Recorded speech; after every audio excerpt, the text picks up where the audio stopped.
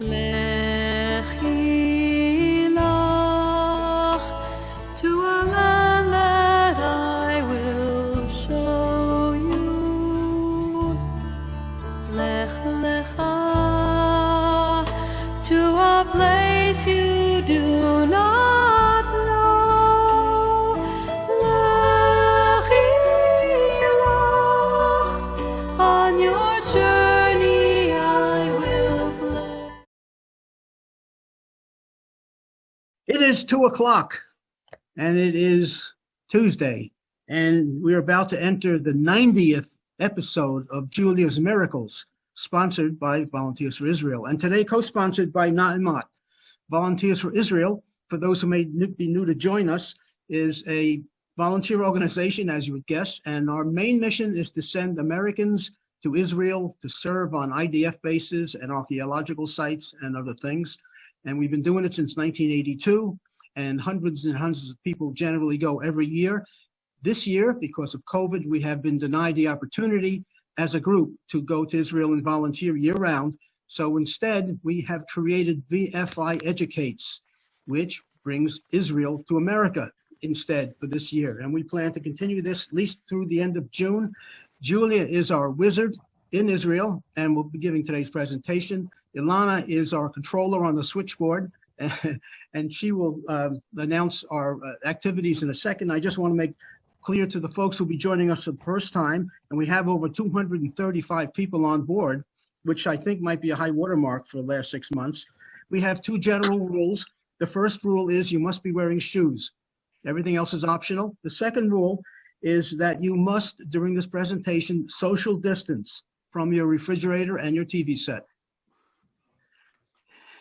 Now, Julia has just returned from the United Arab Emirates because we sent her there to check on the Abraham Accords, and she reported back to us a couple of days ago that everything is kosher over there and things are working out well.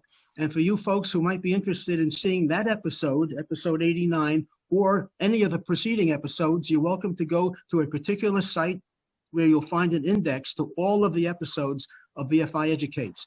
That site Ilana will put up on the chat, but it is tinyurl.com/VFI Educates, and it's up on chat. Ilana, would you be so kind?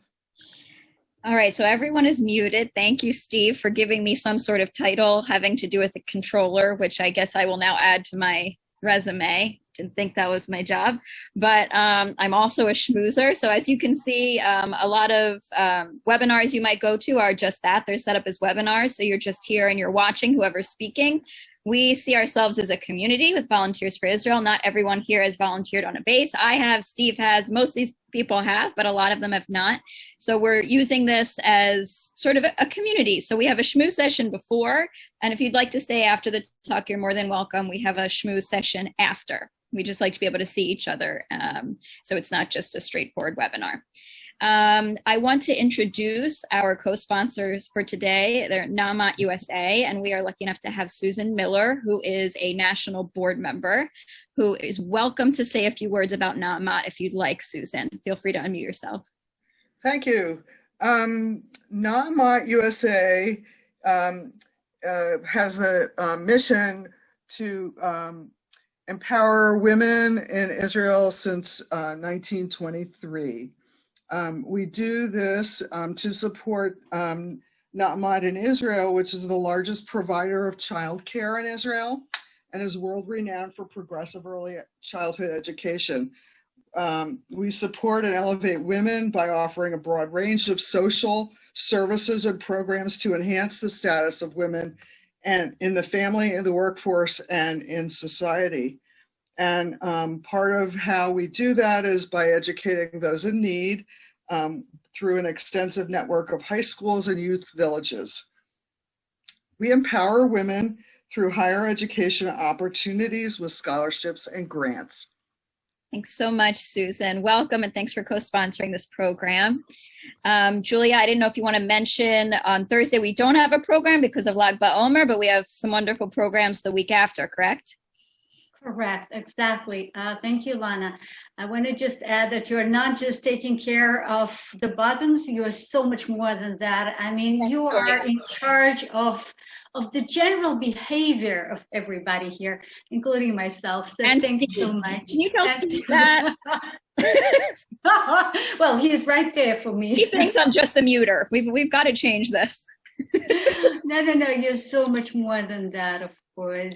Thanks. All right, so ladies and gentlemen, I'm Julia Newman. I'm a tour guide in normal days. I'm telling that to those who have not been to our programs yet, and you're more than welcome to join us as much as possible. And we have this programs twice a week normally, but just as Ilana said, this week is an exception. So Thursday, there will be no presentation. There will be no virtual tour because of Lag BaOmer.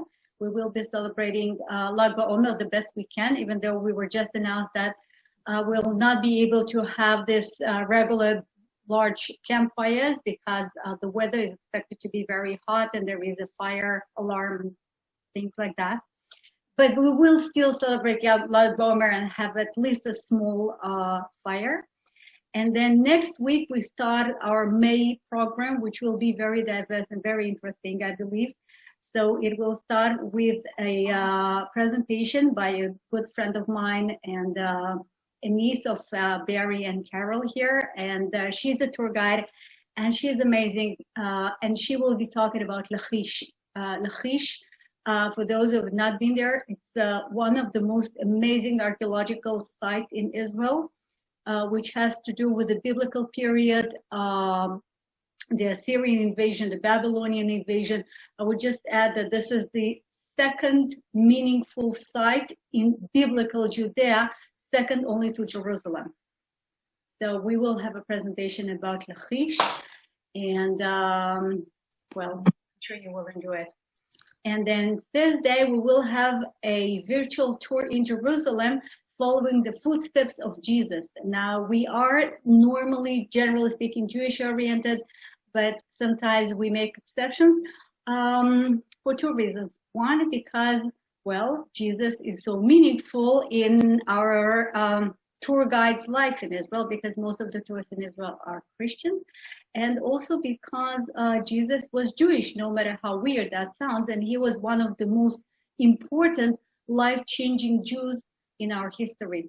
So we will be following the footsteps of Jesus in Jerusalem, and we will be talking about Passover, which became Catholic Easter and the Orthodox Easter. They're very different, both amazing. And well, Easter Friday is this coming Friday. So next week, we will be talking about these two facts. So you're more than welcome to join me twice next week. And then we have so much more to offer. And yes, I'm back from UAE. For those who've been to the presentation of UAE, this is Corona Malka. You can see that we are quite alike. Yeah, okay. We traveled together and now we are back home. And it was amazing. And I will make, I don't know yet when, but I will have a presentation about UAE part 2. It is, well, yeah. Sorry, I repeat myself. It is amazing. So, but that will be some other time. And right now, let us start the presentation about Chagall and his windows. I don't know how many of you have been there, but even if you've never been there, well, it will give you an idea, and then whenever possible, you should visit and see it for yourself. So I will start sharing my screen again, and here we are. Okay, can you see it? Can you see my screen? Is it all good? Yep. Okay, so Chagall and his windows. I decided to name the presentation such because normally when we visit Hadassah Hospital, when we go to the synagogue to see the windows, we talk about the windows, which makes sense. But I think that if you know just a little bit about the biography of the artist, if you understand a little bit where Chagall comes from and what other contributions he made to Israel, to the world, it will add to your the way you enjoy and understand the windows. So let us start. And I would just like to remind that this is a pay as you wish presentation, and this is the PayPal address. So let's talk about Chagall. Do you have any idea what do the following sites have in common? Okay, starting from here. Now, let's see. What do Notre Dame de Reims and Metropolitan Opera House and Cathedral of Saint Stephen and the Paris Opera and the UN headquarters and the Art Institute of Chicago and this Ability Lab in Chicago and the launch in the Knesset in Jerusalem have in common? Okay, all these very, very different locations, churches, halls, institutions, they have one thing in common, and that is, well, I'm sure you guessed because we are talking about, oh, I have something on chat. They all have Chagall windows. Thank you, Valerie. Well, yeah, it's not necessarily windows. They can have just works by Chagall, but yes, they all have to do with Chagall. By the way, I just want to say that, again, for the newcomers, I am not normally capable of reading the chat and responding to the chat as I'm talking, so you're welcome to write whatever you want on chat, and then I will respond in the end of the presentation. Otherwise, if this is something really like urgent, please unmute yourself and talk to me. Ilana, you want to say something? You're also, well, I'm monitoring the chat the whole time, so if you need to say something, send it to me. Okay, good.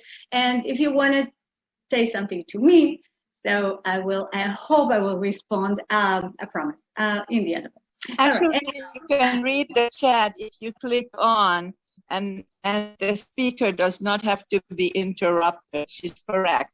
So hold all your questions to the end, please. Thank you. Anyways, you're welcome to write anytime, and then the response will come later. So let's talk about Chagall. You can see him twice here on this slide. On the right-hand side, you can see Chagall, young and beautiful. And on the left-hand side, he's not so young, maybe less pretty, but he's so thoughtful. And you know, each time I look at his photo, this one or others, you can really tell that this person is constantly thinking, constantly feeling, constantly, well, something is going on in his mind, and his creations, his artworks are results of a very deep things, of very deep layers of his personality. And well, you know, so many praises were said about Chagall, the quintessential Jewish artist of the 20th century, a pioneer of modernism and a major Jewish artist. He made paintings, drawings, books, illustrations, stained glass windows, storage sets, ceramics, carpets, you name it. He lived for 97 years in a row in different parts of the globe, and he contributed to what the beauty of the cultural world looks like. So if we start from the beginning, somebody is unmuted, and I hear waves. All right, Ilana, thank you. So we start from the very beginning. Marc Chagall, who was born as Moshe Segal, he changed his name later so to sound more French-oriented, more European. So Moshe Segal was born in Lyozna, which is a little, mostly Jewish town not far from Vitebsk in present-day Belarus. Back then it was part of the Russian Tsar Empire. And that's what he tells us about his early childhood. Day after day, winter and summer, at 6 o'clock, his father went off to the synagogue. There he said his usual prayer for some dead man or other. On his return, he made ready the samovar, you know, this big, big Russian kettle, which can be kept warm for the whole day, drank some tea and went to work. Hellish work, the work of a gallery slave. No word will ever ease my father's lot. There was always plenty of butter and cheese on our table. Buttered bread, like an eternal symbol, was never out of my childish hands. Now, this is something when I read this is part of the autobiography read by Marc Chagall, My Life. And I'm from Russia. I was born in Russia, so I have very deep Russian roots. And when I read this, it is something only a person from Russian origins can understand. What is a buttered bread? We have this on the photo. I hate to place it because it's not just bread and butter. Even in English, even in Hebrew, we use bread and butter as a symbol of something good, some sort of, we're not poor. We have bread and butter. But for Russians, when you speak Russian, it is so, so much more. It is incredible. To say I have buttered bread, that means that I'm wealthy. I'm very well. I'm happy. It is exactly the opposite of poverty. Anyhow, when I read that, I knew two things. One, Chagall was Russian. Second, his childhood, even though his father worked so hard, his childhood had plenty of everything. He was a happy child. That's the meaning of it. But he was born an artist. And back then, and probably today as well, if you want to become an artist, if you want to develop your skills, you have to move to the capital. Today, the capital of Russia is Moscow, of course, and this is where I was born. But back then, the capital, and it is still the cultural capital, the artistic capital, this is St. Petersburg. So he had to leave Lyozna, even though he already had a fiancée there, and he moved to St. Petersburg. The Hasidic spirit is still the basis and the source of nourishment for his art. This is was Franz Meyer, one of the biographers, told about him. And even though he was not religious, he was born in a Hasidic family of 9 children, and he went to the Cheder, and he was religiously brought, but he was never Orthodox. But in the same time, the significance of Jewish traditions and the way Chagall understood life and looked at life, it was always from a Jewish point of view, as we will see later in his works. So he moved to St. Petersburg. His teacher, his first real and adored teacher was Yehuda Pen, this gentleman. And Yehuda Pen drew the portrait. This is the first portrait of Chagall, which we have. Young Chagall, very artistic, not so Jewish, I would say. This is what he looked like when he was in his 20s. The other teacher who really made a great impact on him is Leon Bakst, the guy you see on the right, who also moved to Paris about a year after Chagall moved to St. Petersburg. And probably one of the reasons why Chagall decided to move to Paris as well is because he followed his teacher.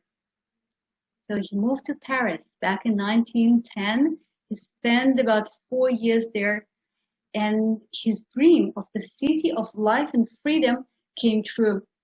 He became the art student of the La Palette Academy in Paris, and he was poor but happy, and I can totally understand his feeling. I mean, I'm sure whoever been to Paris, when you are in this city, there is something so special about it.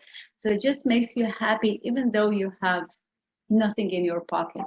But he managed to survive for over 4 years in Paris as an art student. And that's when he changed his name from Segal to Chagall, from Moshe to Marc. And ever since, he's Marc Chagall, one of the greatest modern artists in the Jewish history and generally speaking in the world. Der Sturm Gallery in Berlin, that's his first great success, his first big exhibition. Among other paintings, this is a painting which was on display on this exhibition in the gallery. If you're not sure what you see here, well, this is definitely Jesus Christ. You see, even though he was, of course, a Jewish artist, and he never tried to deny that. But for him, the Bible, as it is indeed, is not just the Old Testament, not just the Tanakh, but also the New Testament. And for him, and this is something he repeated quite often, Jesus was Jewish. And the history, the biography of Jesus is part of the Jewish history. And so this is one of the paintings which was presented in the Sturm Gallery in Berlin. And then he made maybe the greatest mistake and maybe the rightest thing ever. He left Paris, he left Berlin, and he moved back to Russia.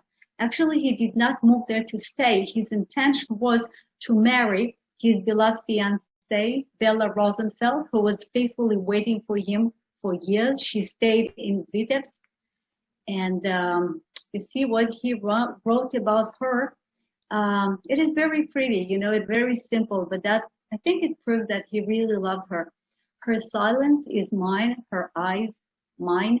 It is as if she knows everything about my childhood, my present, my future, as if she can see right through me.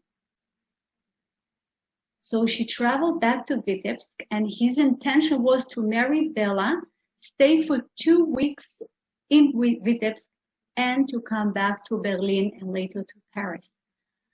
But unfortunately, that took place in 1914, and what he did not know, that within the time he spent in Vitebsk, the war started.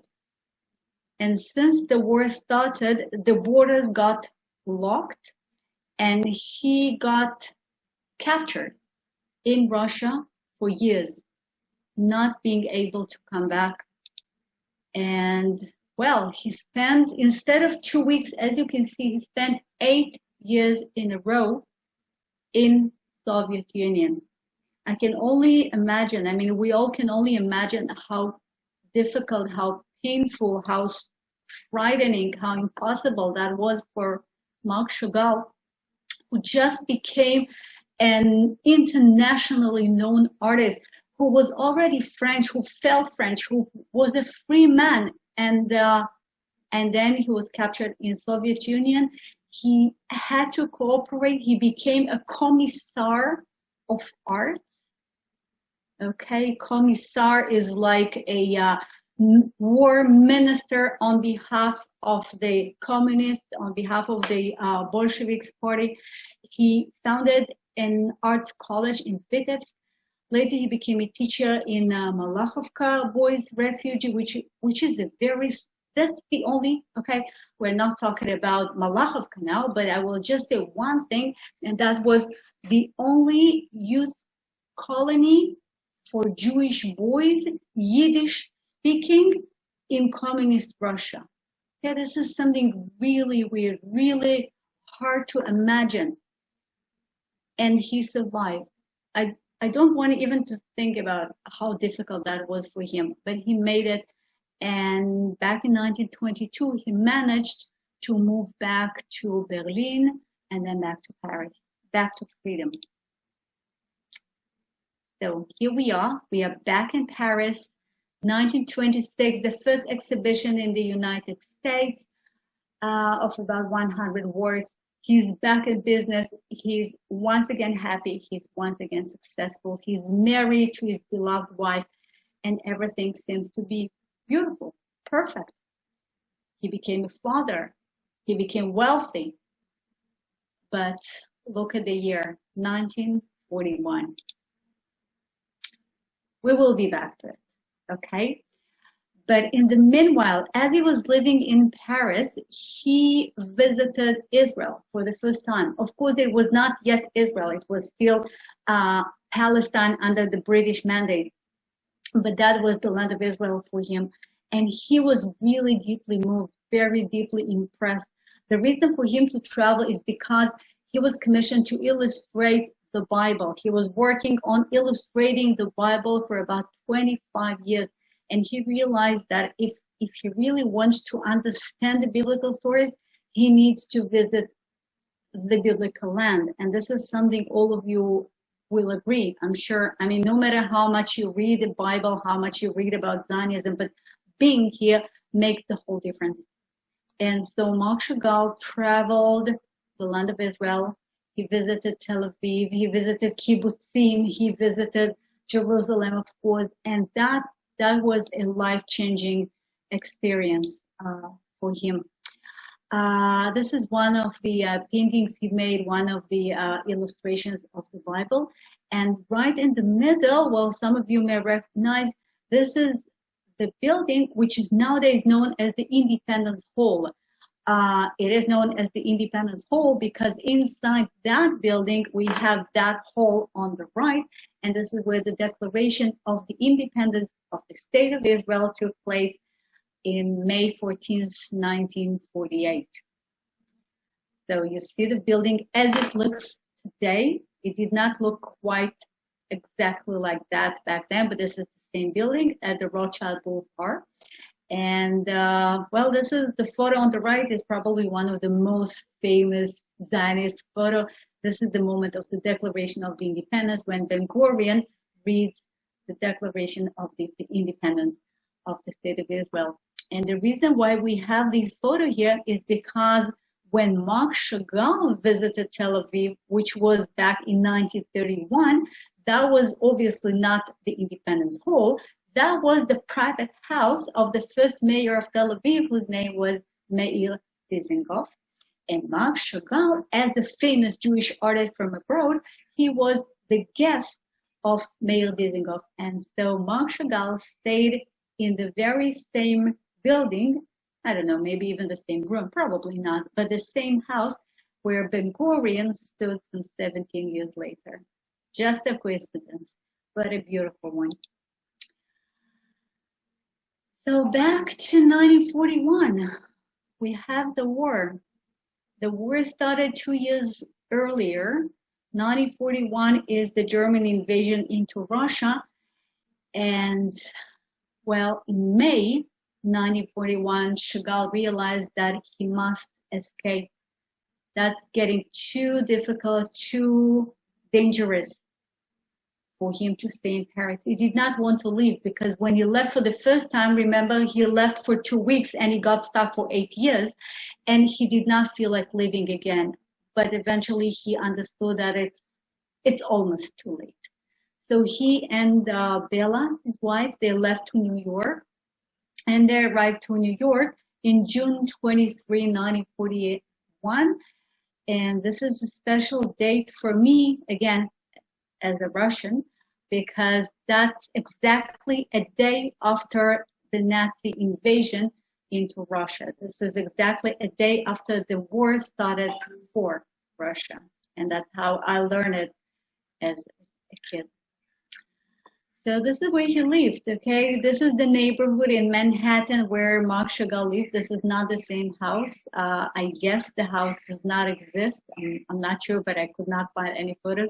If anybody knows better, so please let us know. But anyways, this is Manhattan, and that's where Chagall lived until the end of the war. Bella passed away 3 years after they arrived to New York, and after a while, he married his second wife, Virginia. He had a great success as an artist.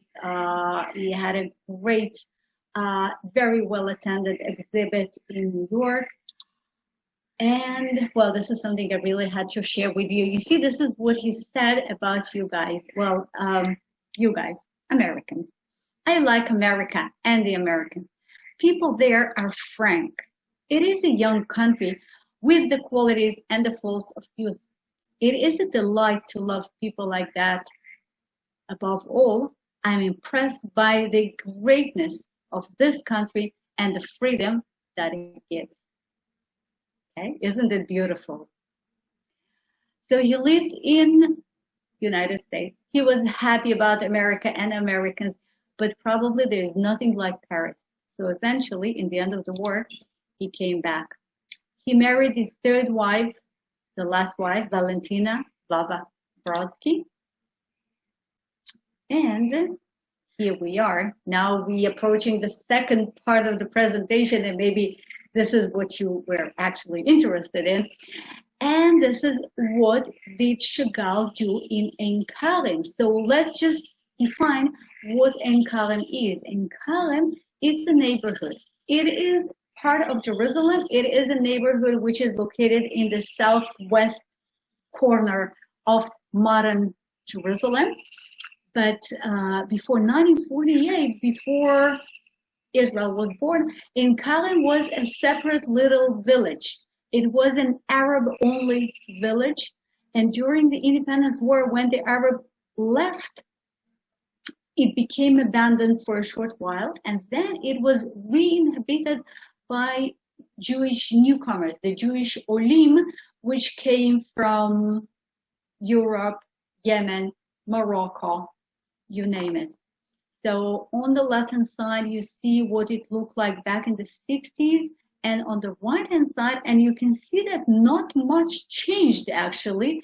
This is what Ein Karem looks like today. It is a beautiful, charming area, beautiful, charming neighborhood, which deserves visit just for the beauty of it. And it also has a great Christian significance, but that's not what we're going to talk about. And yeah, well, we must say something about Christian significance. I forgot that I have this photo here. Okay, it says Mary's Spring because according to the Christian tradition, Ein Karem is the hometown of John the Baptist. This is where John the Baptist was born, okay? And this is where, well, that's actually the location of the spring, which supply the fresh water for the people of Ein Karem. But it's believed that this is exactly where Mary, Virgin Mary, the mother of Jesus, and Elizabeth met. The Russian Church of Ein Karem and the Catholic Church of Visitation. Okay, very important for Christians. Let's continue. Hadassah Ein Karem Medical Center. Well, the original Hadassah Hospital was located on Mount Scopus. Mount Scopus is northeast part of Jerusalem, and this is where the university and the hospital used to be before 1948, before the Independence War. And as a result of the Independence War, Mount Scopus, the whole area, including the hospital, including the university, got disconnected from the rest of Jerusalem. In other words, there was a wonderful hospital and a wonderful university, but it was disconnected from the Jewish population of Jerusalem. And therefore, there was a need to build a new university and a new hospital. So they built a new university, which is known as the Hebrew University of Givat Ram, not far from the Knesset. And a new Hadassah Hospital was built in Ein Karem, or better to say, just above Ein Karem on that hill. So you can see this fat red arrow, which points to the Hadassah Hospital right here on that slope of the hill. And right, well, a bit on the left-hand side, this is Ein Karem, the former village, the neighborhood itself. And on the left, you can see what modern Hadassah Hospital looks like. It is still under construction. They're constantly working on it. This is the best, or maybe one of the two best hospitals in Israel. And definitely this is the only hospital which is a tourist attraction because of the synagogue, which, as you all know, was decorated by Marc Chagall. So on the right, you can see what the synagogue looks like from outside. These are the windows. We have 4 walls to the synagogue, and therefore 3 windows since we had the 12 sons of Jacob. And what you can see on the left is how the plots were divided among the tribes. So you can see the large plot of Menashe. I live in the left part of the plot of Menashe. And Asher, you can see that along the coast, all the way up towards Lebanon. And you can see Naphtali here on the mountain ridge, and Ephraim, and of course, Judah, the large tribe of Judah, which later became the kingdom of Judea. So this is the map according to the description in the Bible, and that map is actually related to the blessing of Jacob, as you will see soon. So Marc Chagall was invited to decorate the synagogue, and the delegation which was sent on behalf of the hospital was very humble, and they did not feel like, you're coming to one of the greatest modern artists, the greatest Jewish artist of his time, and you're asking him, hey, would you please decorate a synagogue in a hospital? They were not sure that this is such a good idea. And the moment they asked him to do so, he said, oh, wow, what holds you back for so long? I was waiting for this invitation. I'm dreaming of decorating a synagogue in Israel. And that's how it all started. So he made 12 stained glass windows, each of them dedicated to a tribe, and each of them describes the blessing to the tribe made by Jacob. So assemble and listen, sons of Jacob. Listen to your father, Israel. That's what Chagall said about his work.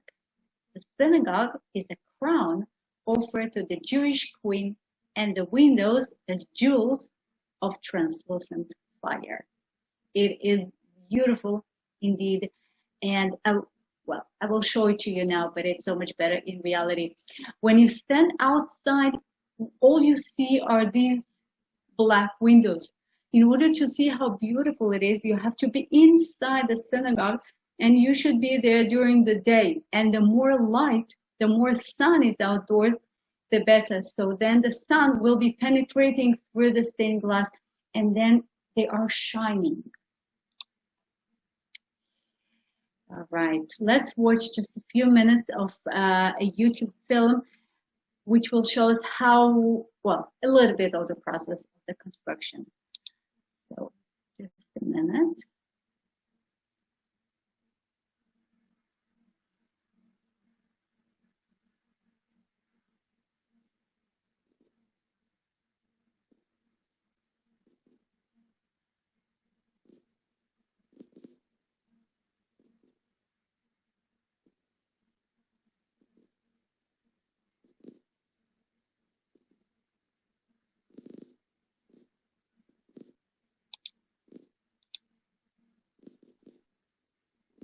Julia, we're not hearing any sound. Do you think? Yeah, I know. That's weird. I joined with the computer sound.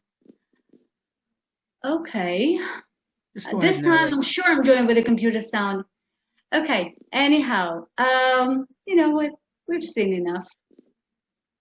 That's how you make it. That speaks for itself. All right. Did I stop sharing? Hey, no. Wait a minute. Okay. Okay. So let's start with the northern wall.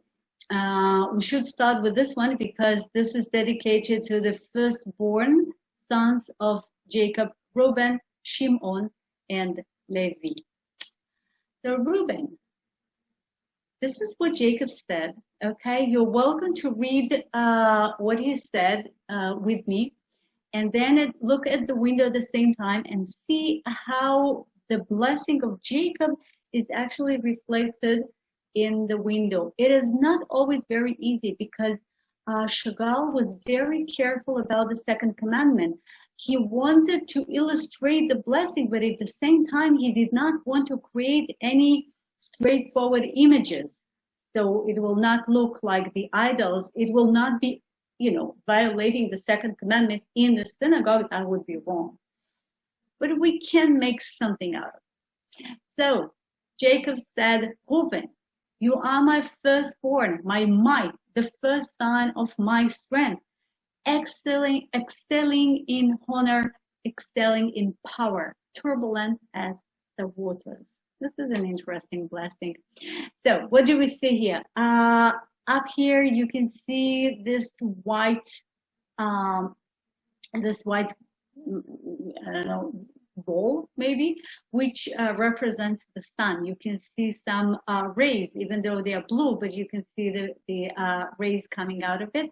This is the sun, because the sun represents the beginning of life. There will be no life without the sun, and so that represents the fact that Reuben is the firstborn. And you can see a bird in motion, and you can see fish in motion, and you can see this blue color in general, which represents waves and again the motion of the water. And that's because he is turbulent as the waters.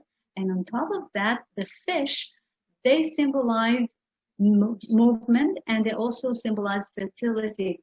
You know, as we usually put the head of a fish on the Rosh Hashanah table, so to symbolize our being ahead of everybody. And fish also symbolizes fertility, and this is a good blessing. And then you can also see some green, well, I'm not sure it looks like leaves, but this is what it's supposed to be, but there are definitely some green patches here. And these green patches are the leaves of this plant. The Latin name is mandragora, and the English name is mandrake, something. I'm not sure I pronounce it well. Mandrake. Well, I hope you know. I know. Yeah, Steve. I hope you understand what I mean. How do you pronounce it? Mandrake, something like that. Mandrake. Mandrake, yay! Thank you. Exactly. So this is the mandrake, and this is the plant, by the way, which is described in one of the movies of Harry Potter.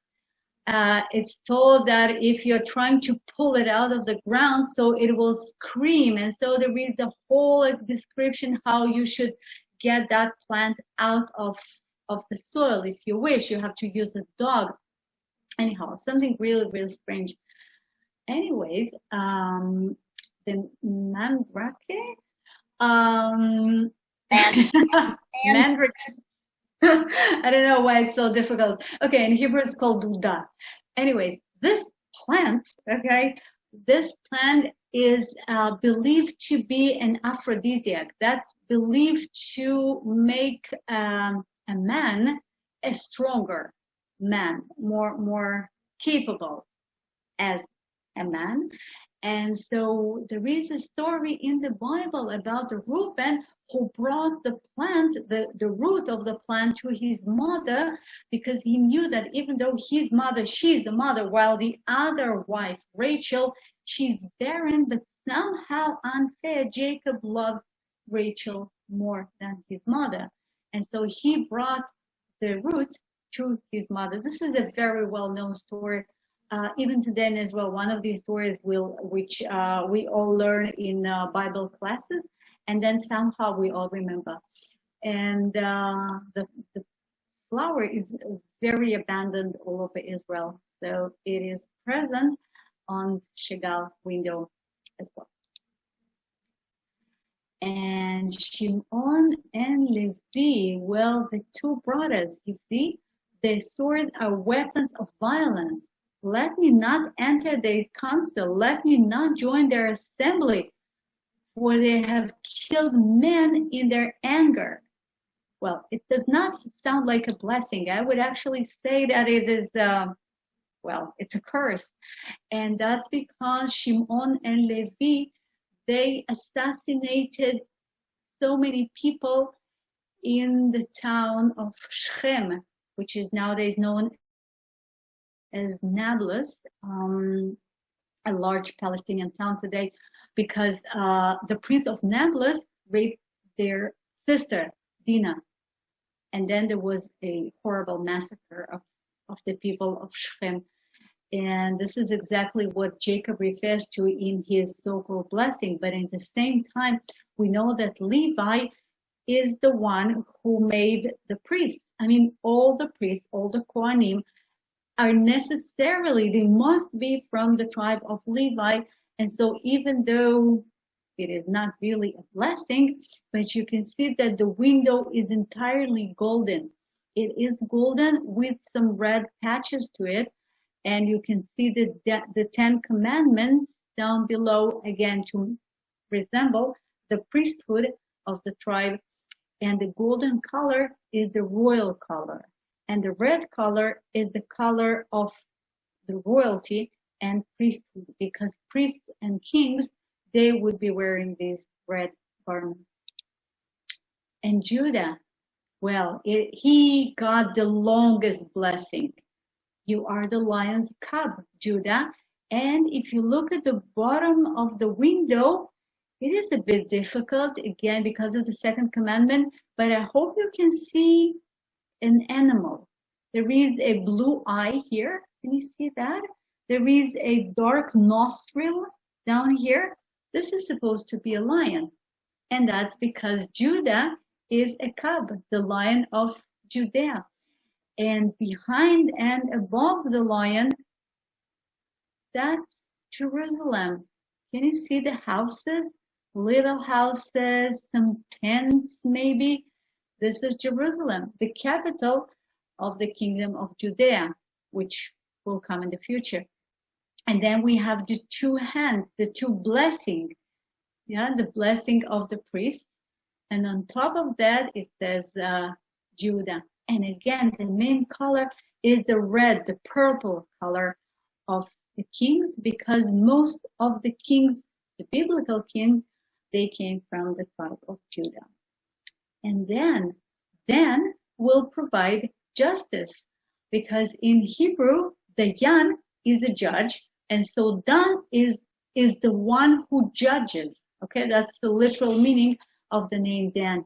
So Dan will provide justice, and this is why you have this candelabra, which is also a weight in equilibrium. It is fair. And you can also see the snake, which is mentioned in this blessing. Naphtali.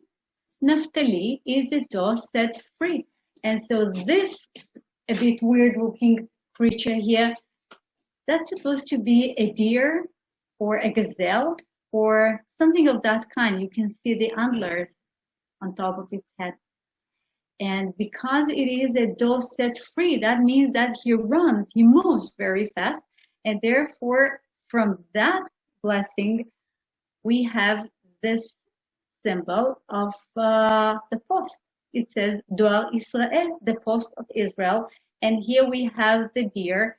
And the post of Israel is actually connected to the tribe of Naphtali.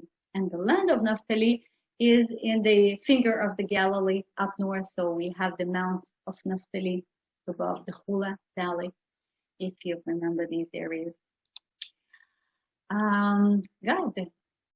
God will be attacked by a band of raiders, but he will attack them back. So we have a sword here, we have a shield here. It looks like we are talking about a war. We are talking about a very military-oriented tribe.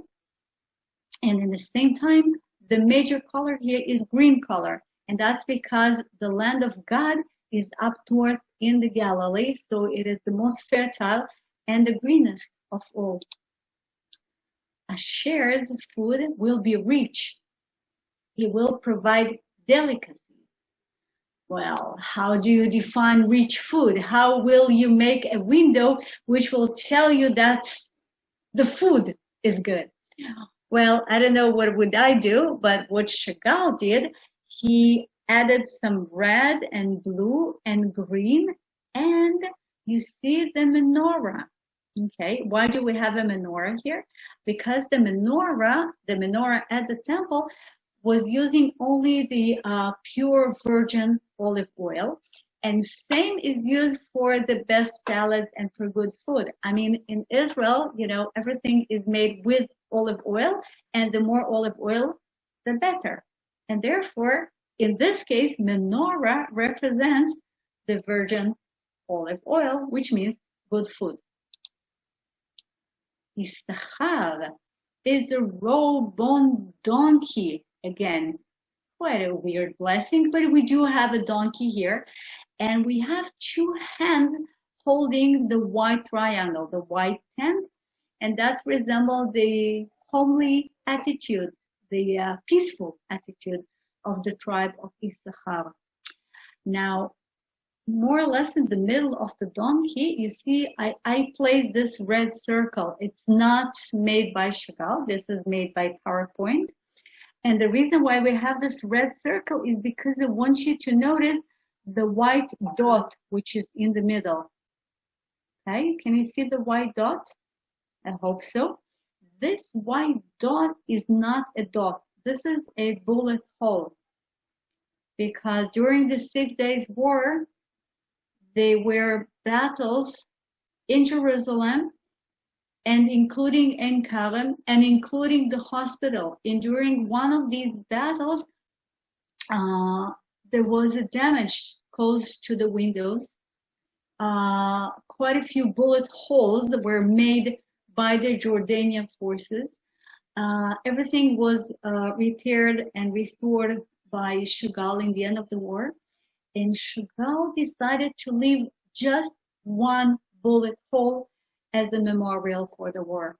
So this is the bullet hole which happened to be in the window of Issachar. And the balloon, you see once again, plenty of purple color. This time it's not because of kings, not because of priests, but because of the location. You see the balloon will live by the seashore and become a heaven for sheep. Its border will extend towards Sidon, which is in Lebanon. Now this strip of land was populated by Zvulun, and it was populated by the Phoenician nation. And the Phoenicians were those who invented two great things, invented or maybe discovered.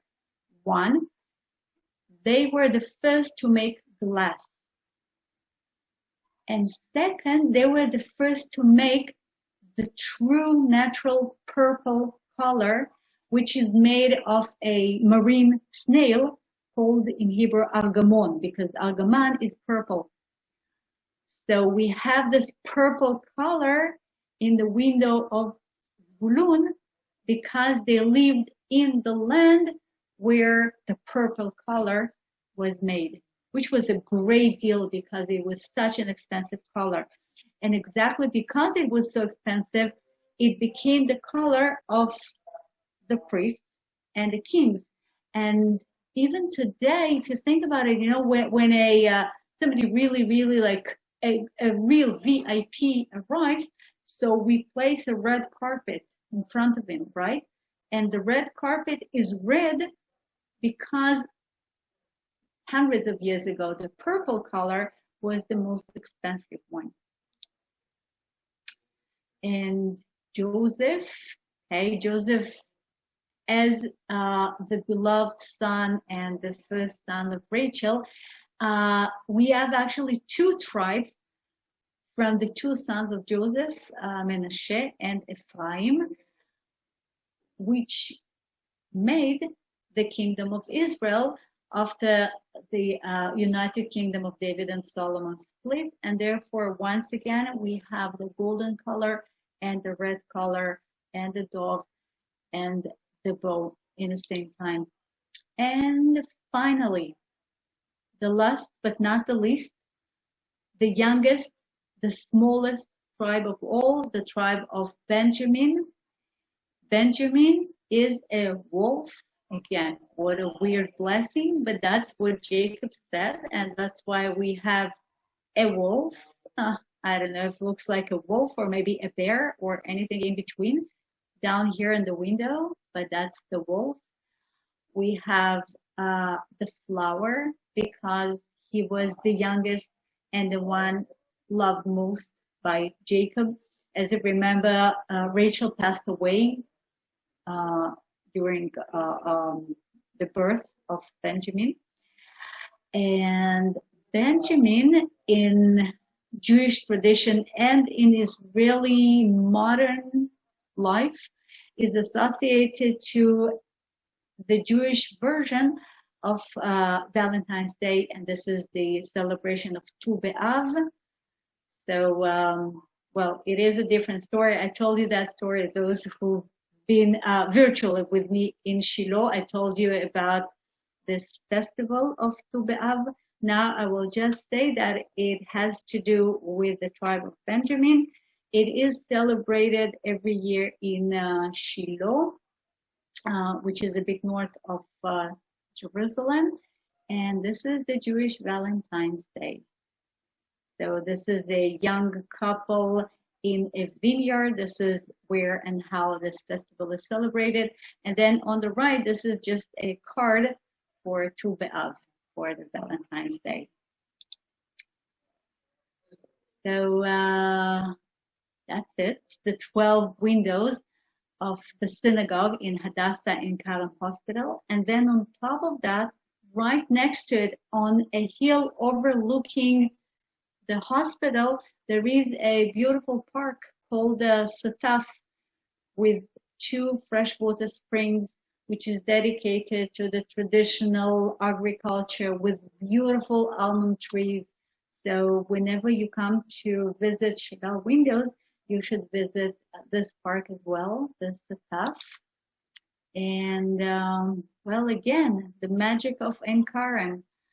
You have churches, you have restaurants, you have art galleries, you have just little stone paved streets, a little bit like in the old city of Jerusalem, but even prettier because of the view and because of the vegetation. And well, what can I say? I mean, you should spend a day in Ein Karem. And thank you for coming. Thank you for watching. I hope I convinced you that it is beautiful. And again, it's better in reality. So I'm looking forward to seeing you all in Jerusalem. Okay, that's it. I will now stop sharing my screen. And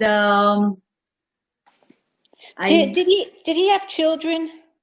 Yes, he had 2 children. He had a boy and a girl, one from the first wife, the other from the second wife, and he did not have children with his third wife. And what was his real name? Moshe what? Moshe Segal.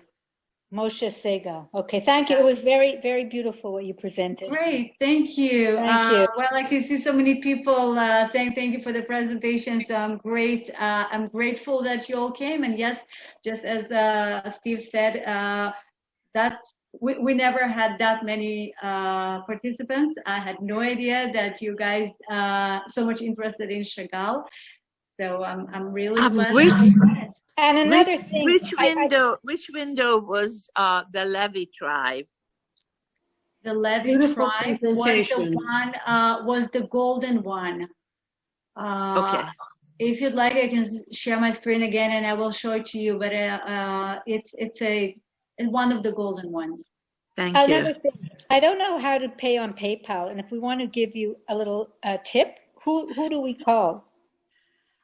Could I call somebody?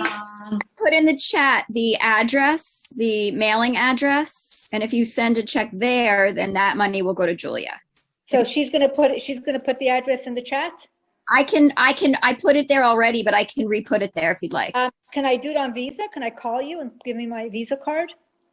No, it won't work that way. No. Okay. Would you Okay. like- I'm not so good at Okay. sending checks either. I do everything by Visa. Steve, do you want to speak to that? Yeah, what the arrangement is, either use PayPal. If that doesn't work, many folks have sent personal checks written to me, which are then turned around and sent to Israel. Come on. And Alana is going to put my email address on the. Okay. And can you and it can't be done by Visa. That's for sure. Well, I can't accept the Visa is the problem. I have no way to do that. Okay. I'm Okay.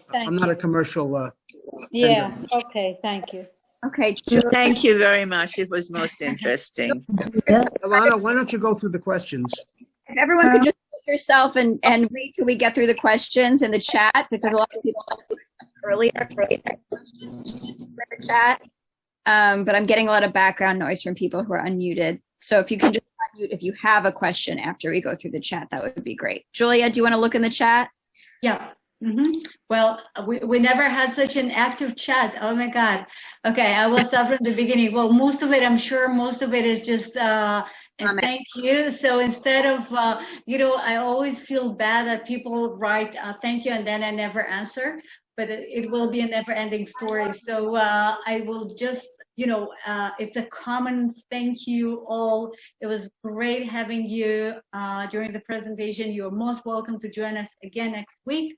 And thank you. And that's it. And now I will start answering if there are actually any questions. Yeah, I thought I would just take a second and just reiterate to folks who hadn't joined us before that this is episode number 90 you've just watched. It will be on YouTube and you can access it through our index in a couple of days.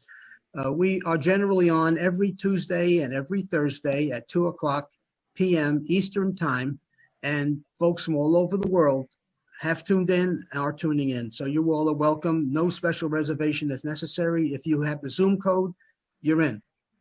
So welcome to join us again.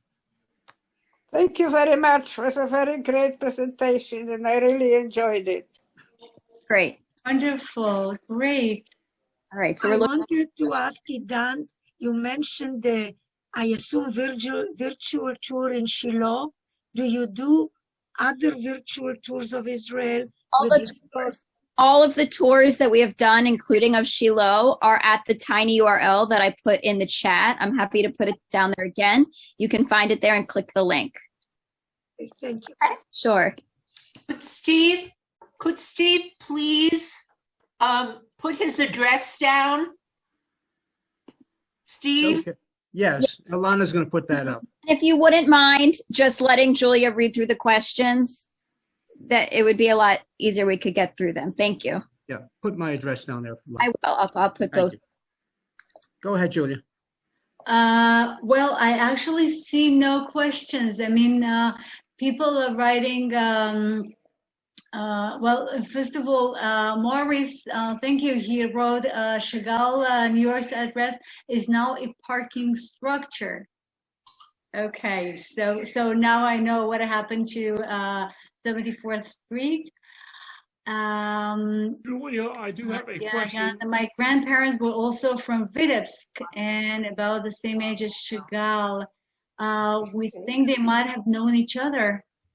Well, maybe. Okay, now Noga asked, did Chagall actually make the windows himself or did he have workers doing the actual building? No, he had workers. He definitely had workers. He was actually not young at the time, to say the least, and therefore, yes, he was present there. He made a design. He was totally, like, he was supervising the work every minute, but he did not make it himself. Okay.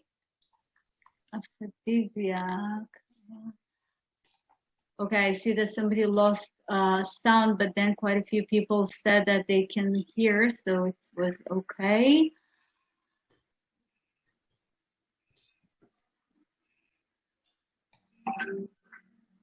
Okay. Someone just asked. Where is Chagall buried?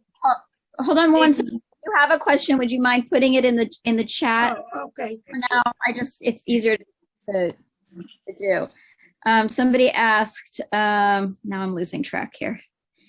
These people. It was just a question. Yeah, well, I don't think we actually have, there was a question, where's Chagall buried? So Chagall and his third wife, Valentina, they're buried in Paris, in the Jewish cemetery in Paris.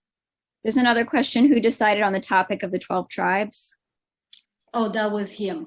That was him. I mean, it was definitely had to do with the Bible, you know, one of the biblical topics, but that was his decision. So what do I do now? Can I talk? Yeah, you're welcome. How do I talk? We can all hear you. I'm not sure if you're trying to talk to us. We can all hear you. Hello? We can all hear you. We hear. We're listening. Hear me? This is Esther. Hi, Esther. Okay, I typed in my question before, but it disappeared. I don't know why. So I want. You're muted, Esther. We can't hear you for some reason. Henry, what do I do here? Sorry, we can hear everything you're saying. Do you want to try typing again? Try typing again. I can't press mute. Now, we can hear you now. By the way, it's worth a trip to Israel just to see those windows. They're beautiful. Okay, Julia, there's another question. How did Chagall get out of Russia in 1922? What do I do now? Type it in. Well, he was finally granted the permission. I don't know what did he do for it. I don't know. I was asking myself exactly the same question. What did he do to get the permission? He was allowed to leave. Judy's asking, this is no answer. Judy's asking, was the synagogue designed with the windows in mind? Whoa, that's another good question. That's another good question. I believe so, because I don't think it is a coincidence that, you know, we have the 12 tribes and the 12 windows, but I don't know. This is, I have to find out. I will find out. Okay. Rosalind says Chagall is buried in Nice. That's helpful. Beryl wants to know, where were his workshops for the hospital? In the hospital, where exactly? They were in the hospital. They were in the hospital, yeah. Okay. By the way, it's worth a trip to Israel just to see those windows. Well, there's so much more to see, but yes, I mean, this is one of the reasons. And then you see Ein Karem at the same time, and then you see the nature. And if you happen to be there during February, March, during the blossom of the almond trees, so that would be just the best. Yeah. There's a question from Esther Setaf, Benjamin Wolf, Tu Be'av. Well, I don't know what did you mean. If you can unmute yourself and explain the question. Speak out. Hello? Hey, yes. Yes, I want you to explain the meaning of Sataf. I see. Name of that park. Yeah. Okay. So the name itself was the name of an Arab village which used to be there before 1948. The Arab village which was called Sataf with the Tzadi.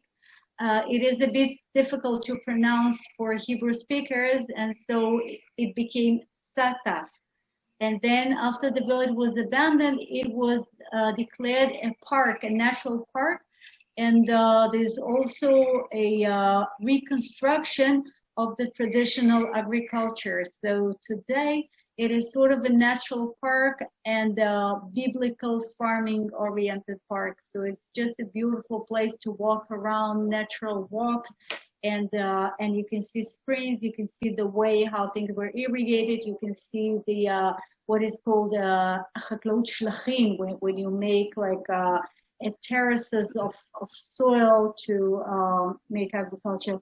So this is the park today. The name itself is the name of the Arab village.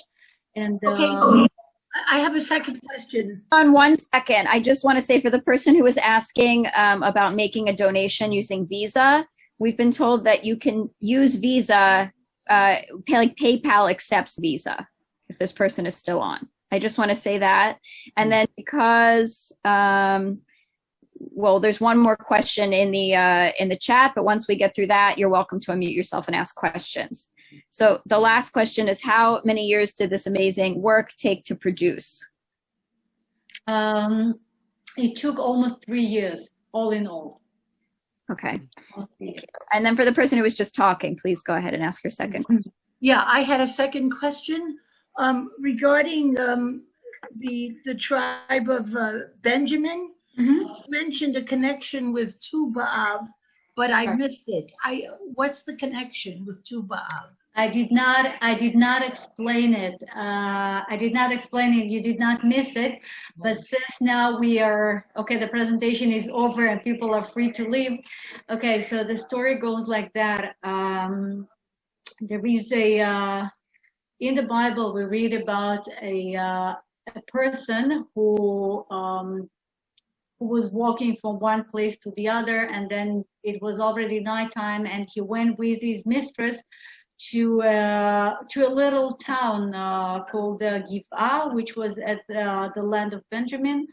And the people of Benjamin took the woman and raped her very brutally, and she died.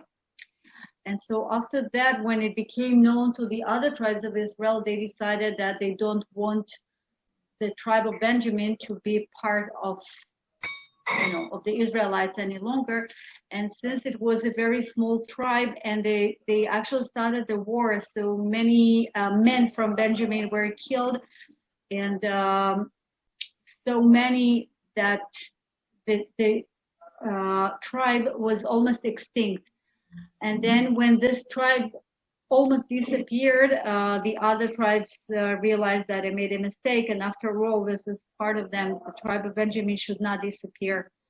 And so they decided to invite the surviving men from the tribe of Benjamin to Shiloh, to this town, where there already used to be some sort of a celebration on Tu B'Av, on the 15th of the month of Av. We don't know what celebration that was. It just mentioned that there was a celebration. And during this celebration, the girls were dancing in the vineyards. And so the men of Benjamin were allowed to kidnap a girl each, marry her, and this is how the tribe of Benjamin was actually saved from extinction. And ever since Tu B'Av, that day became the celebration of love and unity, and this is why this is the Jewish version of Valentine's Day. Okay, so that's the connection between Tu B'Av and the tribe of Benjamin. Did you mention Shiloh? Yes, that took place in Shiloh. Well, I thought you said it happened at Giv'ah. No, I said that the rape, the tragedy, when the people of Benjamin raped and killed a woman, that took place in Giv'ah. That took place in Giv'ah, which was a town in the land of Benjamin, okay? While the decision made by the other tribes to let the men of Benjamin to marry the girls, okay, during this festival, that took place in Shiloh, which is in the land of Ephraim. Thank you. You're welcome. Julia? Yeah? Do you hear me? Can I ask you where you were born and when you left Russia? Yeah. When I was born? No. Where you were born? Oh, where? I was born in Moscow. And when did you leave? And I left Russia in 1977 with my parents when I was 7.5 years old. Nice. Oh. Wonderful. Okay. Wonderful. We are very lucky, right? Mm-hmm. Definitely. To get out of there. Okay. Anyone else have any questions? You're welcome to unmute at this point. Yeah, I think so too. Even though we still have 142 people left. Oh, wow. Could you please explain the significance of the second commandment again? Yes. Thank you. Okay, so the second commandment, wait a second, I'll just close my door. Just a second.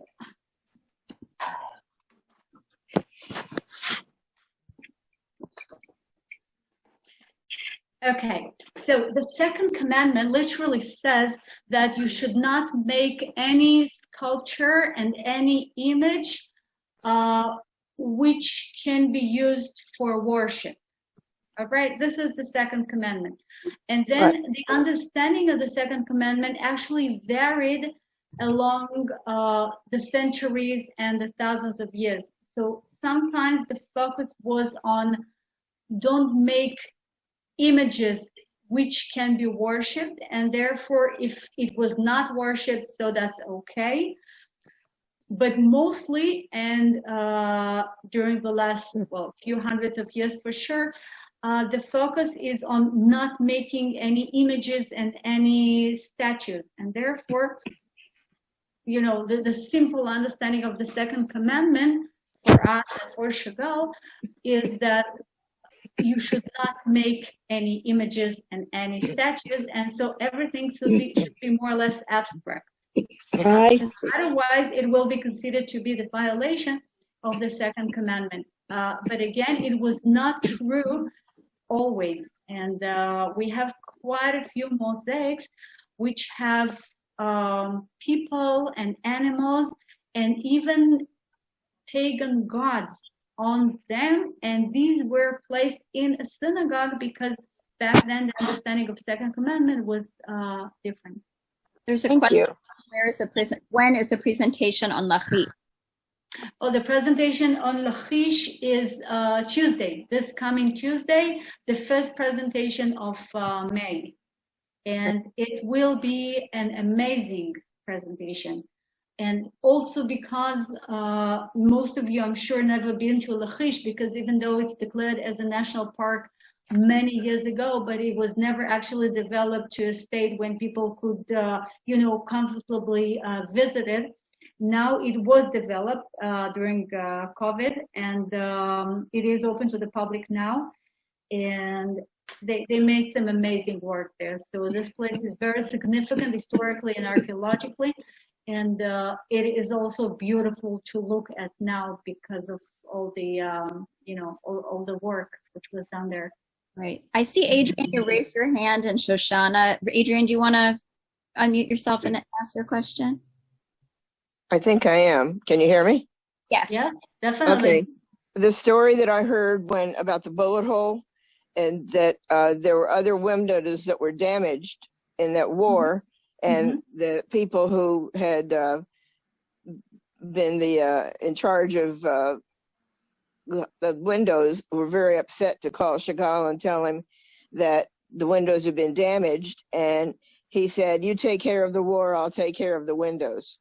Right, exactly. That's exactly the story. By the way, you were talking about the second commandment before. As Luther actually separated from the Catholic Church most of the idols and all the images of Jesus. He used it as an excuse that idols should not be in the place of service. Thank you. Shoshana, would you like to ask a question? Thank you so much for raising your hand. I really appreciate it. Thank you. I just want to say how much I really appreciated your information about Chagall and putting it in context. It was really excellent.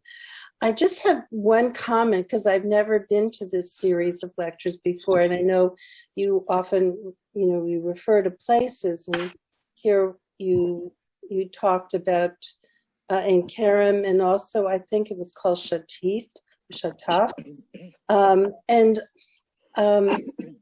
The only thing that made me uncomfortable was that you were sort of saying like that the people who live there just kind of disappeared. They went away, but you know, they didn't just disappear or run away.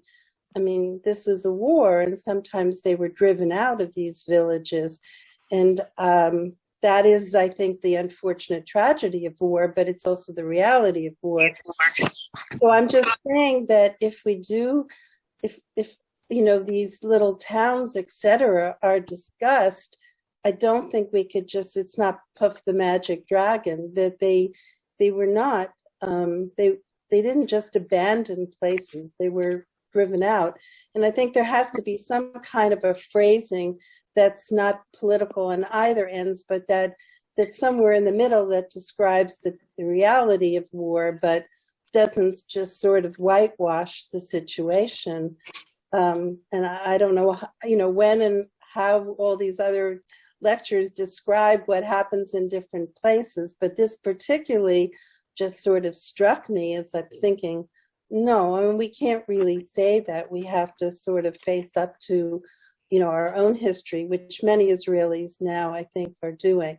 But otherwise, it was just a blessing to really have all this wonderful information and the beautiful pictures. I hadn't seen them, I hadn't seen the windows. I went to them in person many years ago. And so this brought back a great memory. So thank you very much. Oh, it tastes much different. Shoshana, I have to, first of all, I have to admit that, of course, you are right.